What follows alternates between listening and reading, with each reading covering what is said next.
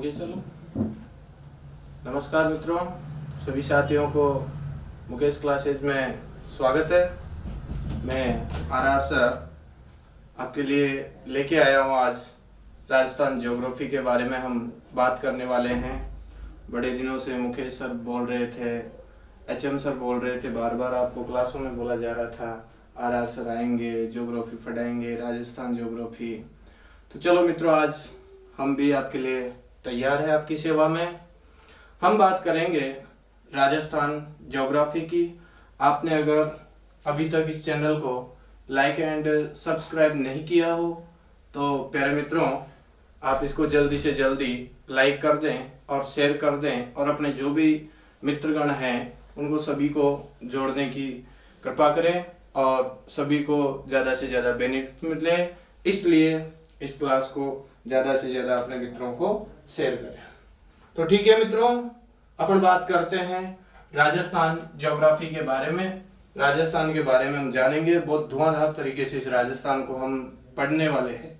ठीक है मित्रों, चलो हम सबसे पहले बात करते हैं, जब राजस्थान पढ़ने लग रहे हैं तो इस राजस्थान का नाम राजस्थान कैसे हुआ है मित्रों। ठीक है, हम सबसे पहले बात करते हैं इसके नामकरण के बारे में। नामकरण कि इस राजस्थान का नाम राजस्थान कैसे हुआ है मित्रों, इसके बारे में हम आज बात करने वाले हैं। सर्वप्रथम कुछ जानकारी आपको होगी, कुछ नहीं भी होगी, कोई बात नहीं है। हमें ऐसा पढ़ना है राजस्थान की ज्योग्राफी को, ऐसा पढ़ना है कि हम किसी प्रकार का क्वेश्चन गलत न कर दें एग्जाम के अंदर। ठीक है मित्रों, नामकरण से संबंधित हम बात करें तो देखो, राजस्थान के बहुत प्राचीन समय से राजस्थान के कई प्रकार के नाम हमें देखने को मिलते हैं। हम सबसे पहले बात करें ऋग्वेद की। ये ऋग्वेद जो हमारा सबसे प्रथम वेद माना जाता है। चार जो वेद हैं हमारे, ऋग्वेद, यजुर्वेद, सामवेद, अथर्ववेद, जो चार वेद है, इन वेदों में सबसे प्रथम जो वेद है, इस वेद का नाम है ऋग्वेद। वैसे मैं नामकरण से संबंधित ज्यादा बात नहीं करता, मैं इसके ज्योग्राफिकल फीचर के बारे में बात करता हूँ, लेकिन थोड़ा नामकरण के बारे में वैसे आपको जानकारी होगी। ये नामकरण वगैरह के बारे में बात इतिहास में की जाती है, लेकिन कोई दिक्कत नहीं है। थोड़ी देर 2-5 मिनट इसके नामकरण से संबंधित हम बात करते हैं। ऋग्वेद में दोस्तों हम बात करें तो ऋग्वेद में हमारे भारत में जो उत्तर पश्चिम दिशा में जो भी हमारा राजस्थान का आज हमें जो एरिया दिखाई देता है, भौगोलिक क्षेत्र दिखाई देता है, यह भौगोलिक क्षेत्र ऐसी विशेषताओं के बारे में उसमें बताया गया कि ऐसा एक भौगोलिक क्षेत्र है जिसके मध्य में एक पर्वतमाला है, पर्वत के उस पार इस प्रकार मरुस्थल है, इधर की साइड में मैदान वगैरह, घनघोर जंगल वगैरह हैं। तो ऐसे भौगोलिक क्षेत्र के लिए नाम उसमें अंकित किया गया था। स्पष्ट तो नहीं कहा गया था कि भाई ऐसा है, इसी क्षेत्र का नाम ये है, लेकिन केवल एक विशेषता वाले क्षेत्र के लिए बताया गया कि ऐसा एक प्रदेश पड़ता है, उस प्रदेश के लिए यहाँ पे नाम दिया गया है ब्रह्मव्रत। क्या नाम कहा गया मित्रों? ब्रह्मव्रत, इसका नाम उस ऋग्वेद के अंदर कहा गया है। हमारा जो भौगोलिक क्षेत्र पड़ता है जिसके मध्य में अरावली पर्वतमाला है, उस पार मरुस्थल है, इस पार मैदानी इलाका है, तो ऐसे क्षेत्र को, ऐसे भौगोलिक क्षेत्र को उस ऋग्वेद में कहा गया है ब्रह्मव्रत। इसके अलावा दोस्तों एक हमारा बहुत लौकिक काव्य आता है रामायण। रामायण में हम बात करें तो रामायण में हमारे इस क्षेत्र के लिए नाम मिलता है हमें मरुकांतर। क्या नाम मिलता है मित्रों? मरुकांतर नाम हमारे इस राजस्थान का मिलता है। किसमें? रामायण, जो हमारा प्रथम लौकिक ग्रंथ माना जाता है रामायण, इसमें हमारे क्षेत्र का नाम मिलता है मरुकांतर। इसके अलावा हमें 6ठी-7वीं शताब्दी में एक बसंतगढ़ शिलालेख जिसका नाम दिया जाता है, तो उस शिलालेख में भी हमारे राजस्थान का नाम, ये बसंतगढ़ शिलालेख, बसंतगढ़ शिलालेख, इस बसंतगढ़ शिलालेख में हमारे राजस्थान का नाम राजस्थानियादित्य,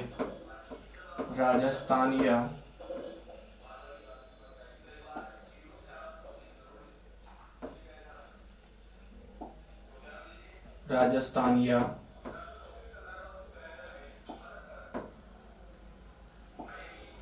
द्वितीय,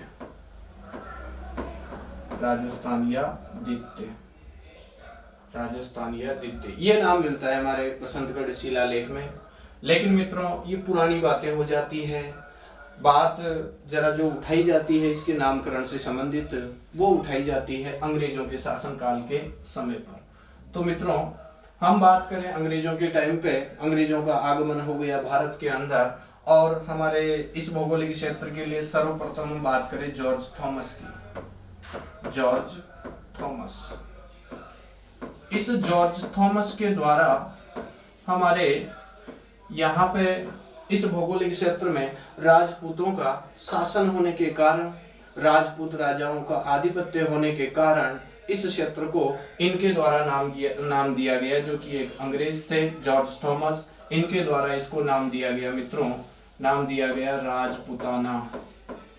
क्या नाम दिया गया मित्रों? राजपुताना इसके लिए कहा गया। लेकिन किस रूप में कहा गया मित्रों? ये कहा गया मौखिक रूप से। कौन से रूप से कहा गया मित्रों? मौखिक रूप से कहा गया इनके द्वारा, मौखिक रूप से। ठीक है मित्रों, जो इसके लिए हमारे राजस्थान के लिए हम नामकरण की बात कर रहे हैं, तो सर्वप्रथम हमें ऋग्वेद में इसका नाम ब्रह्मव्रत देखने को मिलता है, रामायण में इसका नाम हमें मरुकांतार देखने को मिलता है, बसंतगढ़ शिलालेख में इसका नाम राजस्थानी आदित्य हमें देखने को मिलता है मित्रों। इसके बाद हम अंग्रेजों के टाइम की बात करें तो जॉर्ज थॉमस आया, और जॉर्ज थॉमस ने देखा कि यहाँ पे राजपूत राजाओं का शासन है, राजपूत राजाओं का आधिपत्य है, राजपूत जाति के लोग ज्यादा निवास करते हैं, तो इस क्षेत्र को इन्होंने नाम दे दिया राजपुताना, कि ये तो राजपूत राजाओं का ही स्थान है, क्षेत्र है, इसलिए इसको नाम दे दिया इन्होंने राजपुताना। लेकिन ध्यान रखना मित्रों, इन्होंने जो ये राजपुताना नाम दिया ये केवल बोलचाल की भाषा में दिया, मौखिक रूप से नाम दिया केवल राजपुताना, लिखित रूप से इनके द्वारा नहीं दिया गया था। इस बात को भी आप ध्यान रखें। मौखिक रूप से अगर इस राजस्थान को सर्वप्रथम राजपुताना कहा गया, तो मौखिक रूप से सर्वप्रथम जॉर्ज थॉमस के द्वारा इसको क्या नाम दिया गया? राजपुताना। अब इन्होंने मौखिक रूप से तो दे दिया, लेकिन इस बात का फायदा उठाया इनके मित्र ने, और इनके मित्र का नाम था दोस्तों विलियम फ्रैंकलिन। क्या नाम था मित्रों? William Franklin. ये विलियम फ्रैंकलिन, ये जो विलियम फ्रैंकलिन थे मित्रों, ये मिस्टर जॉर्ज थॉमस के क्या थे? दोस्त थे, मित्र थे इनके। और ये जो विलियम फ्रैंकलिन जो जॉर्ज थॉमस के दोस्त थे, यहाँ पे मैं ब्रैकेट में लिख देता हूं इसको, विलियम फ्रैंकलिन जो है जॉर्ज थॉमस के दोस्त, जॉर्ज थॉमस के दोस्त, जॉर्ज थॉमस के दोस्त थे ये। और इन्होंने इस बात का फायदा उठाया कि हमारे दोस्त जॉर्ज थॉमस ने इसको राजपुताना नाम दिया है, लेकिन इन्होंने किस रूप से दिया? मौखिक रूप से दिया है मित्रों। इन्होंने लिखित रूप से इस क्षेत्र को नाम दे दिया राजपुताना। इन्होंने भी राजपुताना नाम दिया, लेकिन इन्होंने जो राजपुताना नाम दिया वो लिखित रूप से दिया। इन्होंने भी क्या कर दिया? इसको राजपुताना, लेकिन इन्होंने किस रूप में दिया मित्रों? तो ये दिया गया इनके द्वारा लिखित रूप से। कौन से रूप से?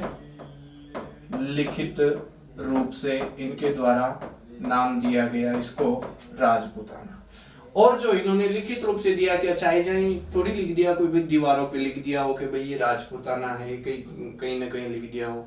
इन्होंने एक किताब लिखी थी मित्रों, इस किताब का नाम है मित्रों, इसको छोटा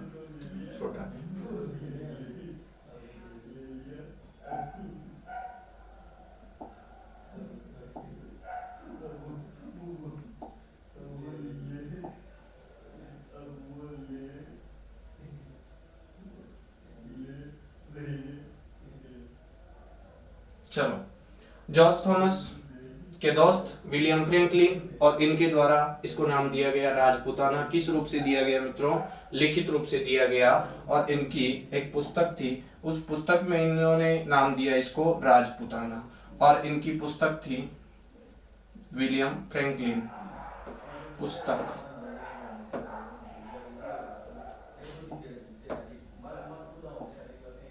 पुस्तक का नाम, और इनकी पुस्तक का नाम है मित्रों, जिसका नाम है द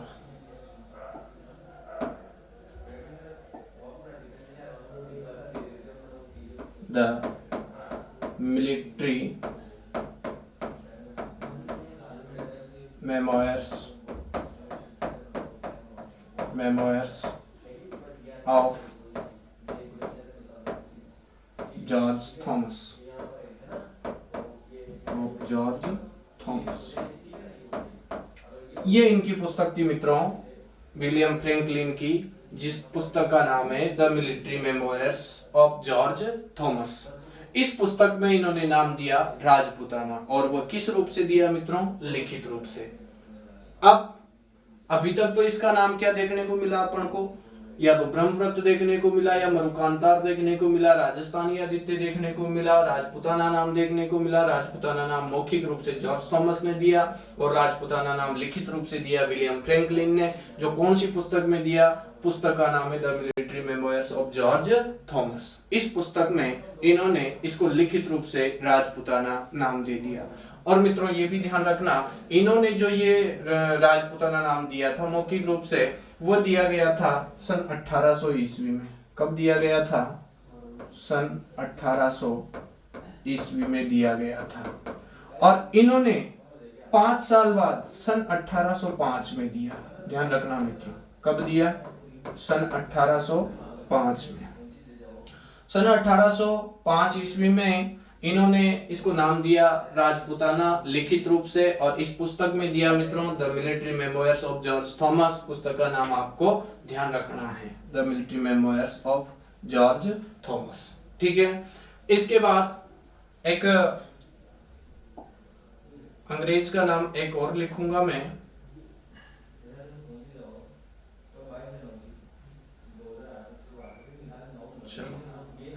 चलो दिख रहा है मित्रों, कोई दिक्कत नहीं है। चलो एक नाम और मैं लिख रहा हूं, एक अंग्रेज जिनका नाम कर्नल जेम्स टोड।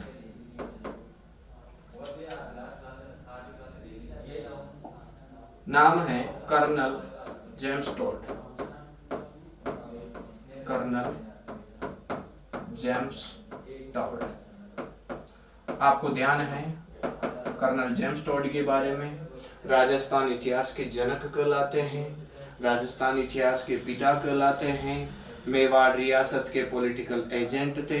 कुछ समय के लिए मित्रों ये मारवाड़ रियासत के भी पॉलिटिकल एजेंट रहे थे अंग्रेजों के। इनको इतिहास लिखने का बहुत शौक था। इनको घोड़ी वाले बाबा के नाम से भी जाना जाता है मित्रों। ये अपने घोड़े को लेके और पूरे राजस्थान में घुमा करते थे, सब जगहों पे घुमा करते थे अपने घोड़े को लेके, और सब जगहों पे जाते, बड़े बुजुर्गों के साथ में बैठते, कई प्रकार की जानकारियां लेते, जानकारी को इकट्ठी करते, फिर उसमें सारांश के रूप में अपने पुस्तक में लिखते। ये इनका मुख्यतः काम था। मेवाड़ के पॉलिटिकल एजेंट थे। कुछ समय के लिए ये मारवाड़ रियासत के भी पॉलिटिकल एजेंट रहे थे मित्रों। तो इनका नाम है कर्नल जेम्स टोड। राजस्थान इतिहास के जनक कहलाते हैं, और इन्होंने इस हमारे राजस्थान को नाम दिया सन 1829 में। 1829 में, और 1829 में इन्होंने हमारे राजस्थान के लिए 3 शब्द प्रयोग किए। वो नाम थे राजस्थान, राजस्थान, रायथान, रायथान व रजवाड़ा। क्या क्या नाम दिया गया मित्रों? इसको नाम दिया इन्होंने राजस्थान, रायथान और रजवाड़ा नाम दिया गया। किसके द्वारा? कर्नल जेम्स टोड के द्वारा। कब दिया गया?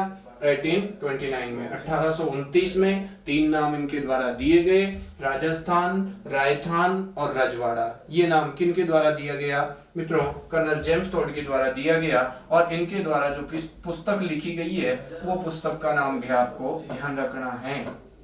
जिस पुस्तक में इन्होंने इन नामों का उल्लेख किया है, इनकी पुस्तक का नाम है मित्रों, ध्यान रखिएगा, इनकी पुस्तक का नाम है the central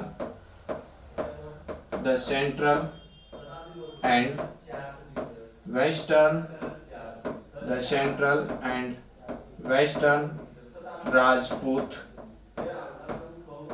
Rajput state of India.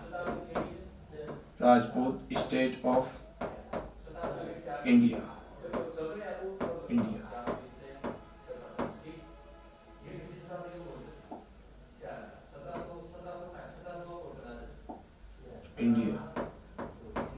इन्होंने पुस्तक लिखी थी मित्रों the central and western Rajput state of India. इस पुस्तक के माध्यम से इन्होंने नाम दिया राजस्थान, रायथान, रजवाड़ा। ठीक है मित्रों, ये तो इनके द्वारा नाम दिया गया, कर्नल जेम्स टोड के द्वारा 1829 में। राजस्थान, रायथान, रजवाड़ा पुस्तक का नाम है the central and western Rajput state of India. ठीक है मित्रों, इसके बाद में भी हमारे राजस्थान का नाम, राजस्थान कब स्वीकार किया गया, इस बारे में हम बात करें। अंततः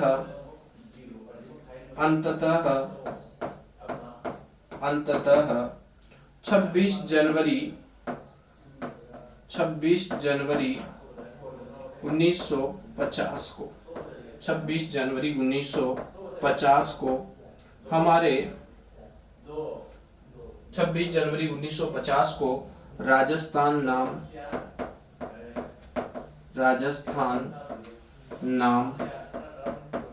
संवैधानिक रूप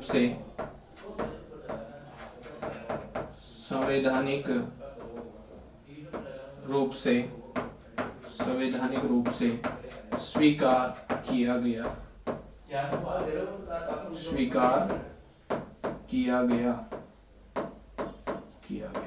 तो अंततः हमारे इस राज्य का नाम, ये जो राजस्थान है, ये राजस्थान नाम अंततः संवैधानिक रूप से कब स्वीकार किया गया मित्रों? तो 26 जनवरी 1950 को हमारे देश का जब संविधान लागू हुआ 26 जनवरी 1950 को, तो इसी दिन हमारे इस भौगोलिक क्षेत्र का नाम राजस्थान स्वीकार कर लिया गया। ये बात आपको ध्यान रखनी है मित्रों। ठीक है, एक बार फिर मैं रिकॉल कर रहा हूँ इसको। ऋग्वेद में हमारे राजस्थान का नाम मिलता है ब्रह्मव्रत, रामायण में हमारे राजस्थान का नाम मिलता है मरुकांतार, बसंतगढ़ शिलालेख में हमारे राजस्थान का नाम मिलता है राजस्थानी आदित्य। जॉर्ज थॉमस के द्वारा सन 1800 ईस्वी में मौखिक रूप से नाम दिया गया इसको राजपुताना। विलियम फ्रैंकलिन जो कि कौन थे? जॉर्ज थॉमस के दोस्त थे। तो इन जॉर्ज थॉमस के दोस्त विलियम फ्रैंकलिन ने इसको नाम दिया राजपुताना, लेकिन दिया गया लिखित रूप से मित्रों, और दिया गया 1805 में। ठीक है, यहाँ पे पुस्तक का नाम था the military memoirs of George Thomas. इनके द्वारा, विलियम फ्रैंकलिन के द्वारा लिखी गई पुस्तक है ये। सन 1805 में इन्होंने इसको नाम दे दिया राजपुताना लिखित रूप से। इसके बाद हम बात करें कर्नल जेम्स टोड की, जो राजस्थान इतिहास के पिता कहलाते, जनक कहलाते। 1829 में इन्होंने राजस्थान, रायथान, रजवाड़ा नाम दिया। पुस्तक का नाम था the central and western Rajput state of India. ठीक है मित्रों, हाँ, यहाँ पे कुछ मित्र कह रहे हैं कि सर यहाँ पे पुस्तक का नाम और भी है एक, कर्नल जेम्स टोड की। तो मित्रों ध्यान दें, इनकी एक और पुस्तक का नाम है the annals and antiquities of Rajasthan. The annals and antiquities of Rajasthan, वो भी इन्हीं की पुस्तक का नाम है। ये पूर्व नाम है उस पुस्तक का, वो बाद का नाम है। ठीक है, तो थोड़ा इधर लिख देते हैं। पुस्तक का एक और नाम the annals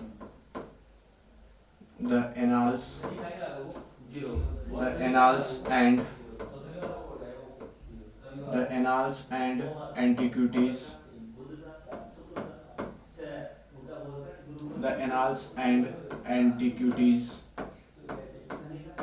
the annals and antiquities of Rajasthan.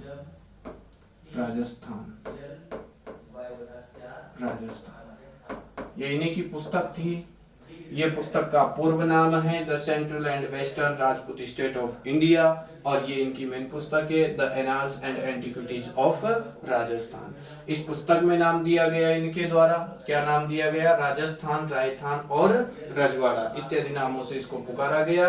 और ये पुस्तक, इनकी दोनों पुस्तकों के नाम ध्यान रख लेना मित्रों, the annals and antiquities of Rajasthan, और इस पुस्तक का पूर्व नाम था the central and western Rajput state of India. ठीक है मित्रों, अंततः 26 जनवरी 1950 को राजस्थान का नाम संवैधानिक रूप से स्वीकार कर लिया गया है। ठीक है, अब हमारे इस भौगोलिक क्षेत्र का नाम निकल के सामने आ गया, हमारे राजस्थान। अब हम इस राजस्थान को भौगोलिक दृष्टि से पढ़ने का प्रयास करते हैं। अभी तक अगर कोई हमसे लाइव नहीं जुड़ा है तो मित्रों ज्यादा से ज्यादा हमारे साथ जुड़ जाइए।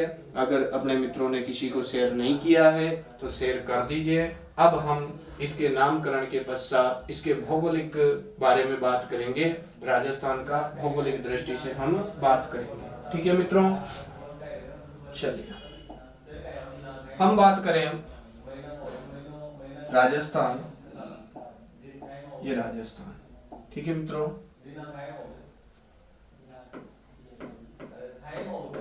ये राजस्थान। अब हम इसकी बात करेंगे। किसी भी क्षेत्र को पढ़ने के लिए मित्रों, चाहे जिले को पढ़ा जाए, चाहे राज्य को पढ़ा जाए, चाहे देश को पढ़ा जाए, चाहे विश्व को पढ़ा जाए, तो सबसे पहले हमें याद होना चाहिए कि उसकी लोकेशन क्या है, उसकी अवस्थिति क्या है, उसका विस्तार क्या है। हमारा सबसे फर्स्ट जो होता है, फर्स्ट पॉइंट जो होता है, उसका नाम होता है मित्रों अवस्थिति एवं विस्तार। फर्स्ट जो इसका टॉपिक होगा राजस्थान का, इसका नाम होगा अवस्थिति एवं विस्तार। अवस्थिति एवं विस्तार, हम बात करेंगे राजस्थान की अवस्थिति एवं विस्तार। अब यहाँ से तैयार रहिए मित्रों, बहुत अच्छे तरीके से हम पढ़ने वाले हैं राजस्थान की अवस्थिति एवं इसके विस्तार के बारे में। ठीक है मित्रों, देखो अवस्थिति एवं विस्तार का मतलब क्या होता है। अवस्थिति एवं विस्तार तो पढ़ेंगे, लेकिन पहले इसको समझते हैं कि अवस्थिति एवं विस्तार का मतलब क्या होता है। जानते हो वैसे अवस्थिति कि हमारा जो राजस्थान है, ये हमें देखना है कि इस पूरी पृथ्वी में कहां पर अवस्थित है। पूरी पृथ्वी में पूरी पृथ्वी का चित्र क्या है, ये समस्या। अब पूरी पृथ्वी का चित्र है, प्रतिरूप है हमारे मित्रों ग्लोब। पूरी पृथ्वी गोलाकार है और इसका प्रतिरूप जो हमें दिखाई देता है वो होता है हमारे मित्रों ग्लोब। तो ग्लोब में इसकी स्थिति को हम जानेंगे। उसके पश्चात कौन से महाद्वीप में हमारा राजस्थान पड़ता है, महाद्वीप के बारे में जानेंगे। उस महाद्वीप के कौन सी दिशा में हमारा राजस्थान है, ये हम बात करेंगे। और हमारा राजस्थान कौन से देश में अवस्थित है, उस देश की बात करेंगे। उस देश की कौन सी दिशाओं में अवस्थित है, तो उसकी बात हम करेंगे। ठीक है मित्रों, ये तो होगी हमारे अवस्थिति से संबंधित बात। और इसके विस्तार से संबंधित बात होगी कि किस आकार में ये फैला हुआ है, किस प्रकार की इसकी आकृति है, क्या इसका अक्षांश विस्तार है, क्या इसका देशांतरी विस्तार है, कितनी लंबाई चौड़ाई में ये फैला हुआ है, इसके बारे में हम आज बात करने वाले हैं। ठीक है मित्रों, जो भी कोई नए हो या किसी ने अभी तक क्लास का लाभ नहीं मिल पा रहा है, तो अपने ज्यादा से ज्यादा मित्रों को भेज के और इस क्लास का आनंद प्राप्त करें, ज्यादा से ज्यादा जानकारी ज्यादा से ज्यादा लोगों को पहुंचाएं मित्रों। तो हम बात करने वाले हैं राजस्थान की अवस्थिति एवं विस्तार के बारे में। तो चलिए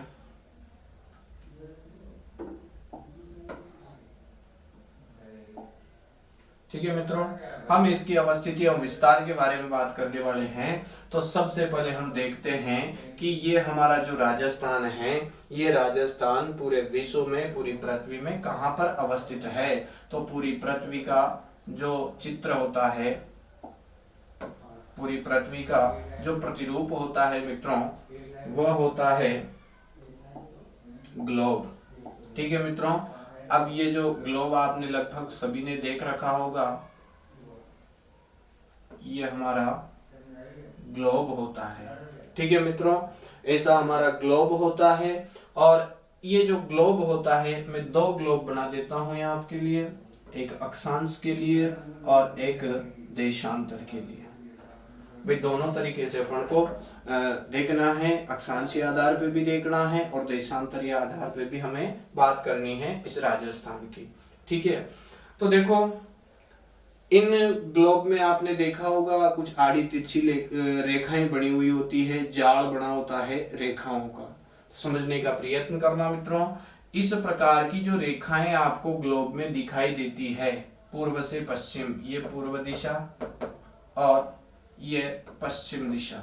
ठीक है मित्रों, तो ये इस प्रकार से पूर्व से पश्चिम की ओर कहें या पश्चिम से पूर्व की ओर कहें, इस प्रकार की जो रेखाएं अपन को दिखाई देती है तो इनको मित्रों हम अक्षांश कहते हैं। क्या कहते हैं? अक्षांश रेखाओं के नाम से जाना जाता है।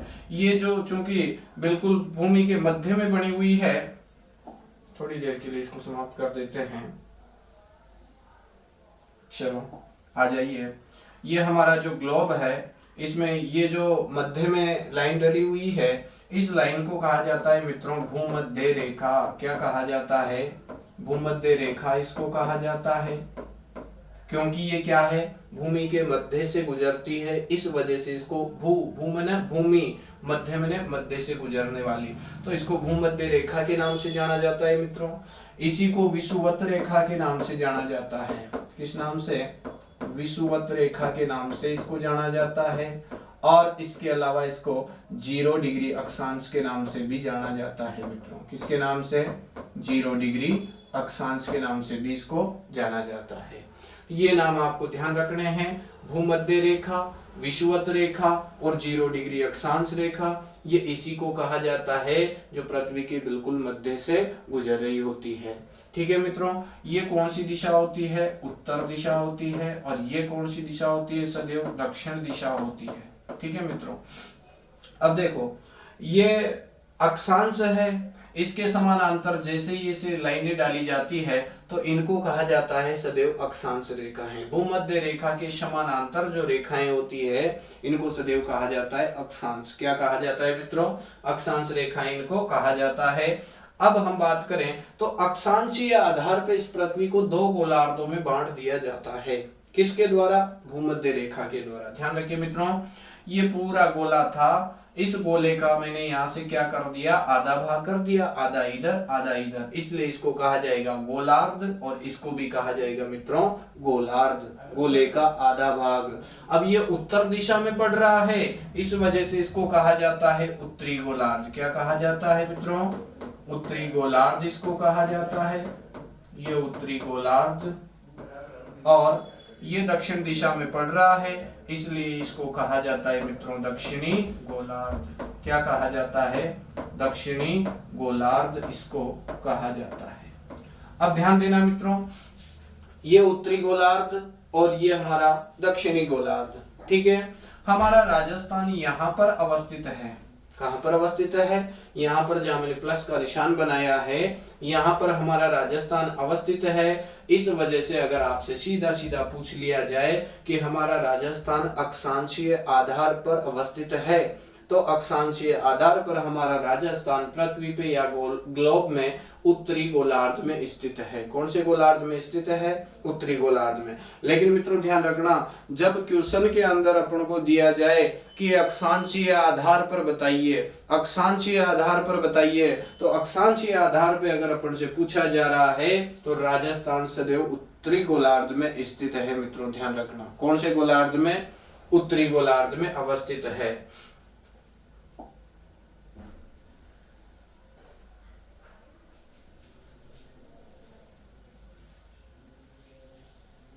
चलो आ जाओ, हम बात करें, यहाँ ये वाली बात लिख देते हैं अक्षांशीय आधार पर। चलो थोड़ा इसको इधर खिसका देते हैं, इधर खिसका देते हैं। चलो ठीक है, सबसे फर्स्ट लाइन हम लिखते हैं अक्षांशीय आधार पर।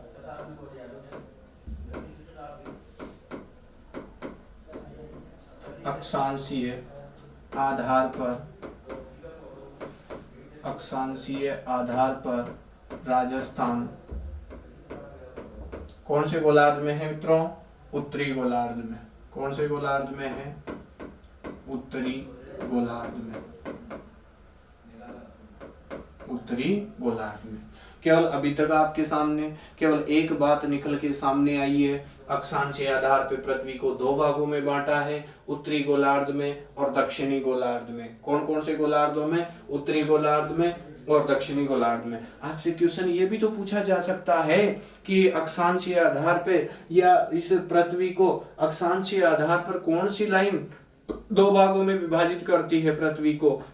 तो मित्रों ध्यान देना, इस लाइन का नाम बताया है मैंने आपको स्पष्टतः। भूमध्य रेखा इसको कहा जाता है, विषुवत रेखा इसको कहा जाता है और 0 डिग्री अक्षांश इसको कहा जाता है। और मित्रों अक्षांशीय आधार पर राजस्थान की लोकेशन पूछ ली जाए तो अक्षांशीय आधार पर राजस्थान अवस्थित है कौन से गोलार्ध में? उत्तरी गोलार्ध में। ध्यान रखना है आपको मित्रों, ठीक है।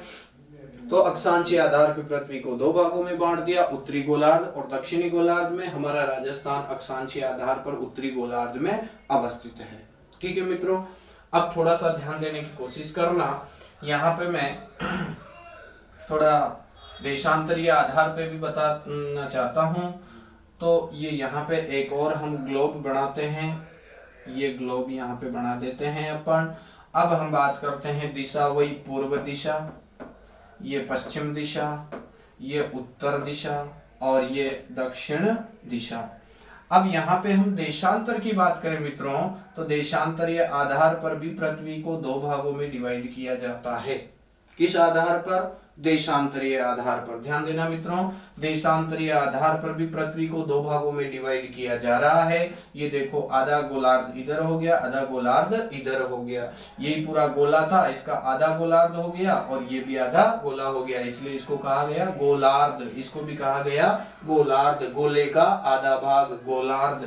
तो ध्यान रखें मित्रों, ये हमारे पूर्व दिशा में पड़ने के कारण, पहले इस लाइन का मैं आपको बता देता हूँ, इसको भी 2-3 नामों से जाना जाता है, तो आप ध्यान दें। इस रेखा का नाम मैं थोड़ा इधर लिख देता हूँ। इस रेखा को कहा जाता है ग्रीनविच रेखा। क्या कहा जाता है मित्रों? इसको ग्रीनविच रेखा के नाम से जाना जाता है। इसको प्रधान देशांतर के नाम से जाना जाता है, प्रधान देशांतर। और इसको 0 डिग्री देशांतर के नाम से भी जाना जाता है। इसके भी आपको ये 3 नाम ध्यान रखने हैं। इसको ग्रीनविच रेखा कहा जाता है, जो उत्तर से दक्षिण की ओर जा रही है, उत्तर से दक्षिण की ओर खींची गई है मित्रों। इस रेखा को कहा जाता है ग्रीनविच रेखा, इसी को कहा जाता है प्रधान देशांतर रेखा और इसी को कहा जाता है 0 डिग्री देशांतर रेखा। और इसी के द्वारा इस पृथ्वी को देशांतरीय आधार पर 2 भागों में डिवाइड किया गया है मित्रों। ये पूर्व दिशा में पड़ने के कारण इसको कहा जाता है पूर्वी गोलार्ध। कौन सा गोलार्ध? पूर्वी गोलार्ध। और ये पश्चिम दिशा में पड़ने के कारण मित्रों इसको कहा जाता है पश्चिमी गोलार्ध। क्या कहा जाता है? पश्चिमी गोलार्ध। ध्यान देना मित्रों, अक्षांशीय आधार पर कभी भी पूर्वी गोलार्ध नहीं होगा, अक्षांशीय आधार पर कभी भी पश्चिमी गोलार्ध नहीं होगा, देशांतरीय आधार पर कभी उत्तरी नहीं होगा और देशांतरीय आधार पर कभी दक्षिणी नहीं होगा। ये ध्यान दे लेना मित्रों, हमेशा याद रखना। अक्षांश जो होंगे या तो उसके साथ में उत्तरी अक्षांश शब्द ही प्रयोग होगा या दक्षिणी अक्षांश शब्द ही प्रयोग होगा, क्योंकि अक्षांशीय आधार पे 2 भागों में हमने डिवाइड किया है, उत्तरी गोलार्ध और दक्षिणी गोलार्ध। इधर के जो भी अक्षांश होंगे सबके नाम उत्तरी अक्षांश होंगे और ये जो दक्षिण में जो भी अक्षांश होंगे इन सब के नाम दक्षिणी अक्षांश होंगे। मित्रों ध्यान दे लेना ये बात का, कभी भी अक्षांश के साथ में अगर पूर्व पश्चिम शब्द यूज होता है, अक्षांश के साथ में अगर पूर्व पश्चिम शब्द यूज होता है तो उसको देखते ही क्रॉस लगा देना है, आपको काट देना है मित्रों।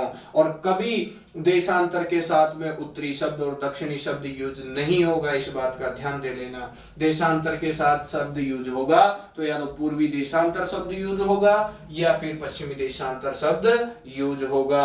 अक्षांश के साथ में हमेशा या तो उत्तरी अक्षांश शब्द होगा या फिर दक्षिणी अक्षांश शब्द होगा। ये बात को हमेशा नोट कर लेना, आजकल क्वेश्चन पूछ लिया जाता है मित्रों।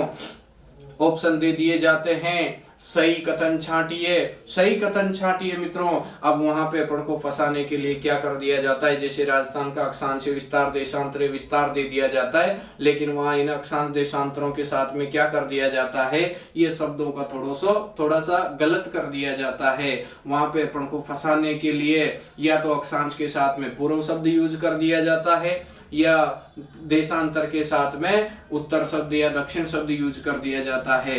तो इस बात का मुख्य रूप से ध्यान रखना, अक्षांशीय आधार पर या तो उत्तरी अक्षांशीय होते हैं या दक्षिण अक्षांशीय होते हैं। अक्षांश के साथ में हमेशा उत्तर अक्षांश आएगा या फिर दक्षिण अक्षांश आएगा। और अधिकतम अक्षांश ध्यान रख लेना, मैं आपको अक्षांश नहीं पढ़ा रहा हूं अभी, केवल आपको राजस्थान का अवस्थिति एवं विस्तार पढ़ा रहा हूं। जब मैं अक्षांश और देशांतर का टॉपिक विस्तार से पढ़ाऊंगा तब एक एक चीज को स्पेशल तरीके से आपको बता दूंगा मित्रों। ये जैसे 0 डिग्री भूमध्य रेखा है, विषुवत रेखा है, यहाँ से जैसे हम ऊपर की ओर जाते हैं तो 1 डिग्री उत्तरी अक्षांश, 2 डिग्री उत्तरी अक्षांश, 4 डिग्री उत्तरी अक्षांश और अधिकतम हम 90 डिग्री उत्तरी अक्षांश तक प्रदर्शन कर सकते हैं। इधर दक्षिण में भी हम अधिकतम 90 डिग्री दक्षिणी अक्षांश तक प्रदर्शित कर सकते हैं। 91 डिग्री अक्षांश नहीं होता है मित्रों, ये भी ध्यान रख लेना। 91 डिग्री ना तो उत्तरी अक्षांश होगा और 91 डिग्री ना दक्षिणी अक्षांश होगा। 90 डिग्री से ऊपर अगर कोई आपको अक्षांश दिया हुआ है तो उसको देखते ही आपको क्या कर देना है, कटस्थ कर देना है, काट देना है मित्रों, ध्यान दे लेना। और देशांतर की अगर हम बात करें तो देशांतर अधिकतम 180 डिग्री होते हैं। 180 के बाद में 181 डिग्री देशांतर कभी नहीं होता है मित्रों। अगर 180 से ऊपर देशांतर दिया जा रहा है तो उसको देखते ही क्या कर देना है, काट देना है। तो देशांतरों का अधिकतम प्रदर्शन 180 डिग्री या तो ईस्ट या वेस्ट के साथ में किया जाएगा, या तो पूर्व या पश्चिम के साथ किया जाएगा। और अक्षांशों के साथ में हमेशा 90 डिग्री उत्तर या 90 डिग्री दक्षिण के साथ में किया जाएगा। इससे ज्यादा प्रदर्शन अक्षांशों का नहीं हो सकता है। तो हम बात कर रहे हैं यहाँ देशांतरीय आधार पे। देशांतरीय आधार पे भी पृथ्वी को 2 भागों में डिवाइड किया गया है, ये पूर्वी गोलार्ध और ये पश्चिमी गोलार्ध। ये पूर्व दिशा में पड़ने के कारण मैंने लिखा है पूर्वी गोलार्ध और ये पश्चिम दिशा में पड़ने के कारण इसको लिखा है हमने पश्चिमी गोलार्ध। अब हमारा राजस्थान जो है वो तो यहाँ पर अवस्थित है। अब आप ही मुझे जल्दी से कमेंट करके बताइए कि हमारा जो राजस्थान है ये देशांतरीय आधार पर कौन से गोलार्ध में स्थित है, जल्दी बताइए। हाँ बिल्कुल, कई सारे सही बता रहे हैं, कई सारे कह रहे हैं कि सर थोड़ा सा डाउट है, उत्तरी पूर्वी गोलार्ध पड़ा है। अरे भाई उत्तरी पूर्वी गोलार्ध पड़ा है, अभी अपन उत्तरी पूर्वी गोलार्ध तक तो बात ही नहीं पहुंची है। अभी तो अपन अक्षांशीय आधार पे देशांतरीय आधार पे बात कर रहे हैं। हाँ आप सुनील जी सही राइट आंसर दे रहे हैं। देखिए बिल्कुल राइट आंसर है आपका, देशांतरीय आधार पर हम पढ़ रहे हैं पूर्वी गोलार्ध में। कौन से गोलार्ध में? पूर्वी गोलार्ध में हम पढ़ रहे हैं। क्योंकि अपन ने देशांतरीय आधार पर पृथ्वी को 2 भागों में डिवाइड किया है, पूर्वी गोलार्ध और पश्चिमी गोलार्ध। मैंने निशान लगाया प्लस का। हमारा राजस्थान यहाँ पर अवस्थित है, तो पूरा राजस्थान कौन से गोलार्ध में हमें दिखाई दे रहा है? तो पूर्वी गोलार्ध में हमें राजस्थान दिखाई दे रहा है। तो दूसरी हमारी सबसे इंपॉर्टेंट लाइन होती है मित्रों देशांतरीय आधार पर। कौन से आधार पर?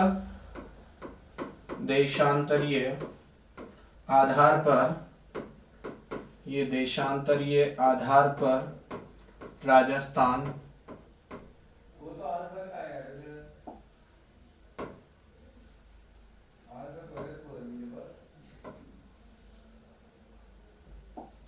देशांतरीय आधार पर राजस्थान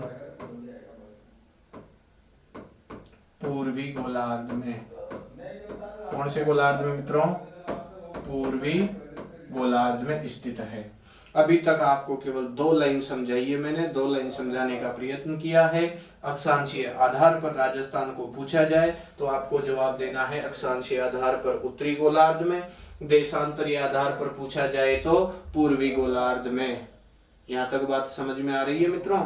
एक बार फिर बताऊं, चलो, अवस्थिति विस्तार के बारे में हम बात कर रहे हैं कि हमारा राजस्थान पूरी पृथ्वी में कहाँ पर अवस्थित है। इस पूरी पृथ्वी का प्रतिरूप क्या है, तो ग्लोब है। अब ग्लोब में इस प्रकार की आडी लाइन भी होती है और इस प्रकार की खड़ी लाइन भी होती है, उनका जाल हमें दिखाई देता है। तो जो आडी लाइन होती है, पूर्व से पश्चिम की ओर खींची हुई जो रेखाएं होती है, इसके समानांतर खींची जाती है मित्रों। ये सब रेखाएं इसके समानांतर, भूमध्य रेखा के समानांतर खींची जाती है। तो इस अक्षांशीय आधार पे भूमध्य रेखा पृथ्वी को दो भागों में डिवाइड करती है। भूमध्य रेखा, इसी को कहा जाता है विषुवत रेखा, इसी को कहा जाता है 0 डिग्री अक्षांश, जो हमारी पृथ्वी को अक्षांशीय आधार पर कितने भागों में डिवाइड कर रही है, दो भागों में डिवाइड कर रही है, उत्तरी गोलार्ध और दक्षिणी गोलार्ध में। और हमारा राजस्थान इस अक्षांश के आधार पे कौन से गोलार्ध में स्थित है मित्रों, उत्तरी गोलार्ध में। साफ लिखा है, अपन ने उस लाइन को ध्यान रखिएगा। अक्षांशीय आधार पर राजस्थान कौन से गोलार्ध में, उत्तरी गोलार्ध में। ये देशांतर आधार पे बताया हमने। देशांतर जो इस प्रकार से उत्तर से दक्षिण की ओर लाइनें होती है, इनको हम देशांतर कहते हैं। ये बिल्कुल मध्य में गुजर रही है, इसको ग्रीनविच रेखा कहा जाता है, इसको प्रधान देशांतर रेखा कहा जाता है, इसको 0 डिग्री देशांतर के नाम से जाना जाता है। और ये भी हमारी पृथ्वी को दो भागों में डिवाइड कर रही है, पूर्वी गोलार्ध और पश्चिमी गोलार्ध में। हमारा राजस्थान यहाँ पर अवस्थित है। तो देशांतर आधार पे कौन से गोलार्ध में अवस्थित है, पूर्वी गोलार्ध में अवस्थित है। यहाँ पे मैंने थोड़ी सी अक्षांश देशांतर से संबंधित आपसे बात की है कि अक्षांशों का अधिकतम प्रदर्शन कहाँ तक हो सकता है।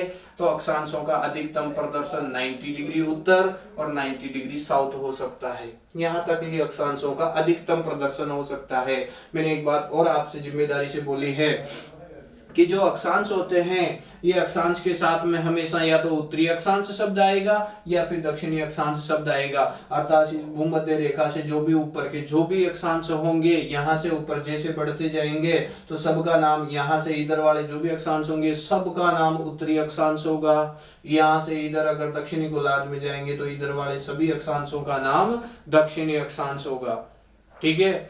कभी भी अगर अक्षांश के साथ में पूर्वी अक्षांश और पश्चिमी अक्षांश शब्द यूज हो रहा है तो मित्रों उसको देखते ही क्या कर देना है, कटस्थ कर देना है, काट देना है, क्योंकि वो बिल्कुल गलत है। अक्षांश के साथ में कभी भी पूर्वी और पश्चिमी शब्द यूज नहीं होता है। इस बात को पल्ले से गिठान लगा लेना मित्रों, ध्यान रख लेना हमेशा के लिए। आजकल ये क्वेश्चन का ट्रेंड चल रहा है, सही कथन को छांटिए जिसमें अक्षांश देशांतरों में केवल ये उत्तरी दक्षिणी पूर्वी पश्चिमी ऐसे शब्द देके और अपन को क्या कर दिया जाता है, उसमें ये कर दिया जाता है कि ये बिल्कुल इसको अक्षांश देशांतर की जानकारी भी है या नहीं है। तो इसलिए मैं आपसे बार बार कह रहा हूं कि अक्षांश के साथ में हमेशा उत्तरी अक्षांश शब्द यूज होगा या फिर दक्षिणी अक्षांश शब्द यूज होगा। दूसरी बात ध्यान रख लेना, 0 डिग्री के बाद 1 डिग्री से लेकर 90 डिग्री तक अक्षांश हो सकते हैं, लेकिन 90 डिग्री के ऊपर अक्षांश नहीं हो सकते हैं मित्रों। 91 डिग्री अक्षांश नहीं होगा, 92 डिग्री अक्षांश नहीं होगा। 90 डिग्री अधिकतम प्रदर्शन हो सकता है अक्षांशों का, या तो 90 डिग्री उत्तरी अक्षांश तक हो सकता है या 90 डिग्री दक्षिणी अक्षांश तक इनका प्रदर्शन हो सकता है। उत्तर और दक्षिणी शब्द अक्षांश के साथ में यूज होगा तो वो बिल्कुल सही बात है। या अगर 90 से ऊपर निकाल रखा है उसने, उत्तरी दक्षिणी शब्द भी दे रखा है लेकिन 90 से ऊपर निकाल रखा है, तो फिर उसको भी क्या कर देना है, आपको काट देना है। ये हमारा देशांतर है। देशांतर की हम बात करें तो ये ग्रीनविच रेखा देशांतर आधार पे पृथ्वी को दो भागों में डिवाइड करती है। अब यहाँ पे ध्यान देना मित्रों, ये सभी जो देशांतर होते हैं ये समानांतर नहीं होते हैं। अक्षांश तो सारे इसके समानांतर खींचे जाते हैं, भूमध्य रेखा के समानांतर, और उन अक्षांशों के सभी जगह पे बीच का जो गैप होता है वो बराबर होता है। लेकिन जो देशांतर खींचे जाते हैं वो देशांतर इस तरीके से खींचे जाते हैं, यहाँ उत्तर से निकलते हैं और दक्षिण में जाते हैं, उत्तर से निकलते हैं और यहाँ दक्षिण में यहाँ तक जाते हैं, इस प्रकार से होते हैं। तो इनमें सभी जगह का गैप समान नहीं होता है। ध्यान देना मित्रों, सभी जगह का गैप समान नहीं होता है। इसमें जैसे जैसे हम उत्तर की ओर दक्षिण की ओर जाते हैं तो देशांतरों के बीच की दूरी क्या होती जाती है, कम होती जाती है, और अंततः इसको ध्रुव बोला जाता है। इस ध्रुव पे जाते इनके बीच का जो गैप है वो बिल्कुल शून्य हो जाता है। ध्रुव पे जाने के पश्चात इनके बीच का जो गैप होता है वो शून्य हो जाता है। यहाँ जो ये भूमध्य रेखा होती है, इस भूमध्य रेखा पे ही इनके बीच का जो गैप होता है वो लगभग सभी देशांतरों का बराबर होता है। जैसे जैसे भूमध्य रेखा से हम उत्तर की ओर जाएं या दक्षिण की ओर जाएं तो इनका जो बीच का गैप होता है वो धीरे धीरे धीरे धीरे क्या होता जाता है, कम होता जाता है, क्योंकि ये यहाँ से उत्तरी ध्रुव से निकले और दक्षिणी ध्रुव तक गए। इस वजह से यहाँ पे तो इनका सबका जो गैप होता है वो बराबर होता है भूमध्य रेखा पे तो। लेकिन जैसे जैसे उत्तर की ओर जाते हैं या जैसे जैसे दक्षिण की ओर जाते हैं तो इनके बीच का गैप जो होता है वो कम होता जाता है और अंततः उत्तर ध्रुव या दक्षिण ध्रुव पे जाने पे इनका बीच का जो गैप होता है वो बिल्कुल क्या हो जाता है मित्रों, शून्य हो जाता है। ये बात समझ में आ रही है। दूसरी बात हम करें तो ये जो देशांतर इस तरीके के खींचे जाते हैं, देशांतरों में भी इस बात को हमेशा ध्यान रख लेना। देशांतर के आधार पे या तो पूर्वी गोलार्ध या पश्चिमी गोलार्ध, इधर वाले जो भी देशांतर होंगे इनके सबके नाम क्या होंगे, पूर्वी देशांतर होंगे। क्या नाम होंगे, पूर्वी देशांतर होंगे। और इधर पश्चिमी गोलार्ध वाले जो भी देशांतर होंगे इनके सबके नाम क्या होंगे, पश्चिमी देशांतर होंगे। मित्रों ध्यान देना, जैसे ये 0 डिग्री देशांतर है, कौन सा देशांतर है, 0 डिग्री देशांतर। यहाँ से इधर आगे वाला आएगा 1 डिग्री, इसका नाम क्या होगा, पूर्वी देशांतर। 2 डिग्री पूर्वी देशांतर, 3 डिग्री पूर्वी देशांतर, 4 डिग्री पूर्वी देशांतर। और इस प्रकार से अधिकतम कहाँ हो सकता है इसका एंड, ये 180 डिग्री तक इसका अधिकतम हो सकता है। 180 डिग्री यहाँ तक लास्ट हो सकता है। इधर भी हम जैसे जाएंगे तो 1 डिग्री जैसे पश्चिमी देशांतर, 2 डिग्री पश्चिमी देशांतर, 3 डिग्री पश्चिमी देशांतर, इस प्रकार से बढ़ते हुए लास्ट में आ जाएगा 180 डिग्री देशांतर। तो देशांतरों का अधिकतम प्रदर्शन 180 डिग्री ईस्ट पूर्व या 180 डिग्री वेस्ट यानी कि पश्चिम, यहां तक हो सकता है मित्रों। अब दूसरी बात आपको जो ध्यान देने वाली है वो ये है कि देशांतरों के साथ में कभी भी कौन सा शब्द यूज नहीं होगा। हाँ बिल्कुल, कपिल जी बिल्कुल सही आंसर दे रहे हैं। देशांतर के साथ में कभी भी उत्तरी शब्द और दक्षिणी शब्द यूज नहीं होगा। देशांतर के साथ में हमेशा जो शब्द यूज होगा वो पूर्व शब्द या पश्चिम शब्द ही होगा। क्योंकि मित्रों देशांतर जो है वो देशांतरीय आधार पे पृथ्वी को 2 गोलार्धों में बांटा गया, पूर्वी गोलार्ध में और पश्चिमी गोलार्ध में। इसलिए देशांतरों के साथ में हमेशा या तो पूर्वी देशांतर शब्द आएगा या फिर पश्चिमी देशांतर शब्द आएगा। इस बात को हमेशा ध्यान रख लेना, ठीक है मित्रों। अब तो आ गया होगा थोड़ा समझ में। अक्षांश के साथ में उत्तरी शब्द और दक्षिणी शब्द यूज होगा, देशांतर के साथ में हमेशा पूर्वी शब्द और पश्चिमी शब्द ही यूज होगा, कोई दिक्कत नहीं है। चलो देखिए, अक्षांशीय आधार पे कौन से गोलार्ध में दिखाई दे रहा है राजस्थान, उत्तरी गोलार्ध में। देशांतरीय आधार पे कौन से गोलार्ध में दिखाई दे रहा है, तो पूर्वी गोलार्ध में हमारा राजस्थान दिखाई दे रहा है। ठीक है मित्रों, अब हम बात करें, हमें इस प्रकार से अगर तोड़ के क्वेश्चन पूछा जाता है राजस्थान का, अक्षांशीय आधार पे बताओ, देशांतरीय आधार पे बताओ, तो हमें इस तरीके से जवाब देना है। लेकिन अगर मित्रों हमें इस प्रकार से तोड़ के क्वेश्चन नहीं पूछा जाता है, सीधा सीधा पूछ लिया जाए कि हमारा राजस्थान ग्लोब में स्थित है, सीधा क्वेश्चन आपसे पूछ लिया जाए राजस्थान ग्लोब में स्थित है, राजस्थान ग्लोब में स्थित है, तो क्या जवाब देंगे मित्रों। राजस्थान ग्लोब में स्थित है तो क्या जवाब देंगे। उस टाइम पे आपको ये एक एक चीज नहीं, दोनों चीजें सामूहिक रूप से ध्यान रखनी होगी, ठीक है। ये अक्षांशीय आधार भी आपको ध्यान रखना होगा और देशांतरीय आधार भी आपको ध्यान रखना होगा, ठीक है। तो दोनों के आधार पे हम बात करें तो यहाँ पे बना के आपको बताता हूं, ये तो आपका भूमध्य रेखा अर्थात अक्षांश के आधार पे जो बांटा है इसको पृथ्वी को, और ये देशांतर इसके आधार पे भी हमने पूर्वी और पश्चिमी गोलार्ध में बांटा है। अब आपको यहाँ पे 4 ग्रुप 4 भाग दिखाई दे रहे हैं। ये उत्तर दिशा थी मित्रों, ये दक्षिण दिशा थी, ये पूर्व दिशा थी और ये पश्चिम दिशा थी। अब हमारा राजस्थान तो यहाँ पर अवस्थित हमें दिखाई दे रहा है। अगर यहाँ भी मैं ये भूमध्य रेखा यहाँ पे डाल दूं तो भी अपन को इस वाले कॉलम में ही हमारा राजस्थान दिखाई दे रहा है। तो मित्रों ध्यान रखना, ये वाला जो भाग है ये भाग कहलाएगा उत्तरी पूर्वी गोलार्ध। कौन सा भाग कहलाएगा, उत्तरी पूर्वी गोलार्ध ये कहलाएगा। अगर इसमें होता तो दक्षिणी पूर्वी गोलार्ध में होता, अगर इस भाग में होता तो दक्षिणी पश्चिमी गोलार्ध में होता, और अगर इस भाग में होता तो उत्तरी पश्चिमी गोलार्ध में होता। क्योंकि हमारा राजस्थान जो है वो इस भाग में हमें नजर आ रहा है, तो हमारा राजस्थान कौन से गोलार्ध में स्थित है ग्लोब में, तो उत्तरी पूर्वी गोलार्ध में स्थित है। दो टाइप से क्वेश्चन पूछा जा सकता है, अक्षांशीय और देशांतरीय आधार पर राजस्थान स्थित है, तो भी आपको जवाब देना है उत्तरी पूर्वी गोलार्ध में। ग्लोब में राजस्थान स्थित है, तो भी आपको जवाब देना है उत्तरी पूर्वी गोलार्ध में। वो कब जवाब देना है, जब आपको अक्षांशीय आधार पे पूछे, या यहाँ पे पूछने का तरीका थोड़ा सा और भी चेंज कर सकता है। आपसे पूछा जा सकता है ग्रीनविच रेखा के सापेक्ष राजस्थान स्थित है, ग्रीनविच रेखा के सापेक्ष राजस्थान स्थित है, तो उत्तरी गोलार्ध में दिखाई दे रहा है मित्रों। ग्रीनविच रेखा नहीं, ग्रीनविच तो ये है भूमध्य रेखा के, सॉरी मित्रों, भूमध्य रेखा के सापेक्ष पूछा जाए या विषुवत रेखा के सापेक्ष पूछा जाए, तो इसके आधार पे कौन से गोलार्ध में, उत्तरी गोलार्ध में। ऐसे ही अगर ग्रीनविच रेखा के सापेक्ष पूछ लिया जाए तो अपन पूर्वी गोलार्ध में स्थित है। या फिर ये तरीका होगा देशांतरीय आधार पे बताए तो पूर्वी गोलार्ध में, अक्षांशीय आधार पे बताए तो उत्तरी गोलार्ध में। और अगर वहां किसी का आधार नहीं दिया जाए, केवल सीधा पूछा जाए कि राजस्थान ग्लोब में स्थित है, राजस्थान पृथ्वी पर स्थित है, तो आपको दोनों रेखाओं का ध्यान रखना है, ग्रीनविच का भी ध्यान रखना है, भूमध्य रेखा का भी ध्यान रखना है, और दोनों के अनुसार हमें जवाब देना है। राजस्थान ग्लोब में स्थित है तो उत्तरी पूर्वी गोलार्ध में स्थित है। कौन से गोलार्ध में, उत्तरी पूर्वी गोलार्ध में, उत्तरी पूर्वी गोलार्ध में स्थित है। ठीक है मित्रों, यहां तक किसी प्रकार की कोई परेशानी हो तो आप जल्दी से कमेंट करके हमें बताइए, धुआंधार हम इसका समाधान निकालेंगे आपके लिए, कोई दूसरे फंडे अपनाएंगे आपके लिए, अगर किसी प्रकार की कोई प्रॉब्लम हो तो आपसे। ठीक है, देखिए मित्रों, अक्षांशीय आधार पे, ये देशांतरीय आधार पे, और ये दोनों के आधार पे। जो स्क्रीनशॉट लेना चाहते हैं वो जल्दी से स्क्रीनशॉट ले लीजिए। ठीक है मित्रों, चलो ये लीजिए, ये मैं बिल्कुल हट जाता हूं। चलो अब हम बात करते हैं नेक्स्ट। चलो हम नेक्स्ट बात करते हैं। हमने जाना राजस्थान, वो 3 लाइन निकल के हमारे सामने आई ये राजस्थान की। ये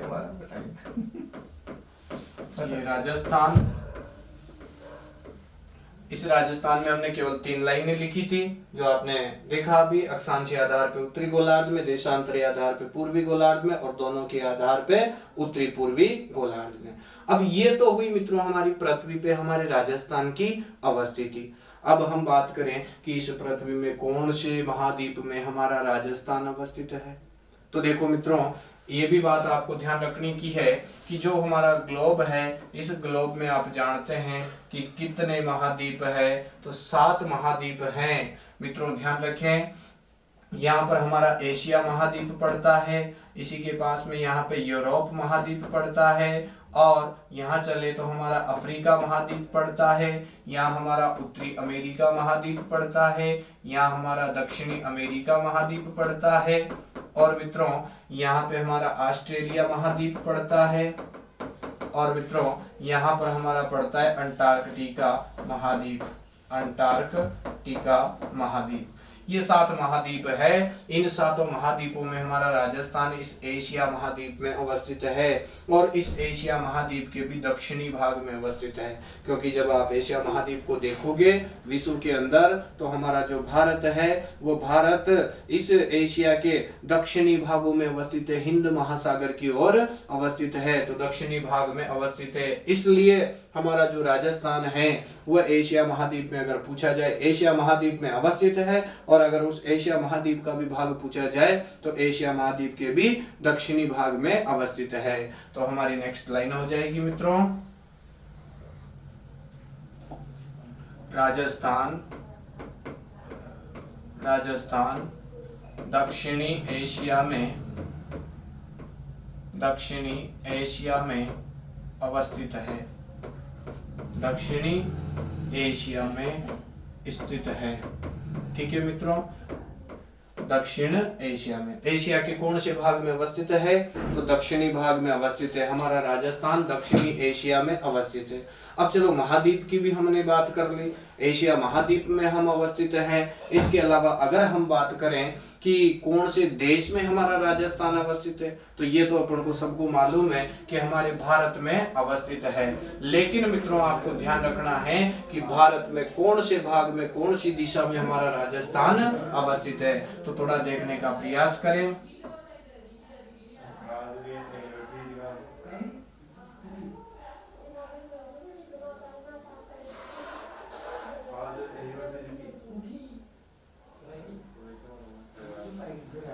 चलो मित्रों ध्यान दें, ये भारत का उत्तर दिशा, ये दक्षिण दिशा,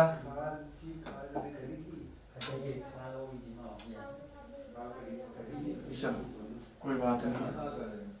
राजस्थान क्या लिखा था अपन ने, मिट गया है, थोड़ा डिलीट पे लग गया पेन का झटका तो वो सारा गायब हो गया। हमने लिखा था राजस्थान, राजस्थान दक्षिणी एशिया में अवस्थित है। दक्षिणी एशिया में, दक्षिणी एशिया में स्थित है। ठीक है मित्रों, दक्षिणी एशिया में अवस्थित है। दूसरी बात, भारत में पूछा जाए, मैं भारत बनाया था आपके लिए।